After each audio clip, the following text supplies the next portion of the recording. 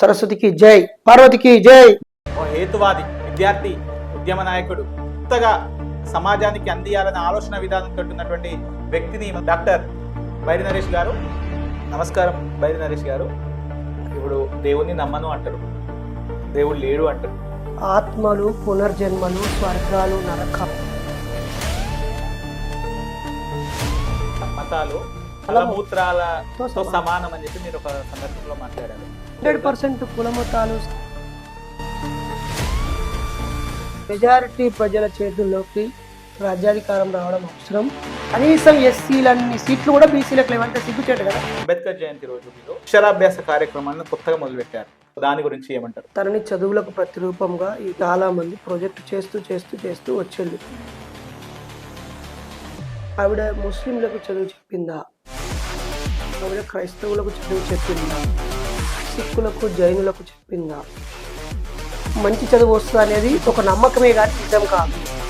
అదే నిజమైతే ఆ గుడిలో పూజారులు 100 మంది ఉంటారు. ఇక్కడికి వెళ్ళి అక్షరాభ్యాసం చేసుకున్న వాళ్ళందరూ మీరంటున్న ప్రత్యామ్నాయ సంస్కృతిలో మీరు మొదటి పూజారా అంటే ఏమంటారు? ఒక సంఘాన్ని స్థాపించాను కాబట్టి ఈ సంఘంలో సభ్యులకి, నాయకులకి నేను పూజారి లేకుండా నేను బతకలేనా?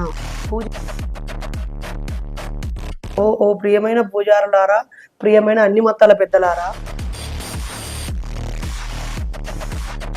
I got 10 degrees. PhD చేస్తూ నేను నా మీద దాడి జరిగిన తర్వాత మత రాజకీయాలు చేసేటువంటి, అది MIM పార్టీ అయినా, BJP పార్టీ అయినా, ఇవి ప్రజలని మతాలతో చేస్తున్నాయి, ఇవి అక్కర్లేని పార్టీలైన అభిప్రాయం. ఒకవేళ రాజ్యాంగాన్ని చేతబట్టిన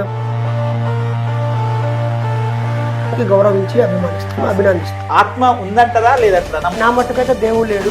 ఇలా లేడు అనడానికి తప్పు కాదు, చట్టం ప్రకారం. మనిషి బ్రతుకున్నప్పుడు మనలో ఒక ఎనర్జీ ఉంటుంది, అదే ఆత్మ అంట నేను.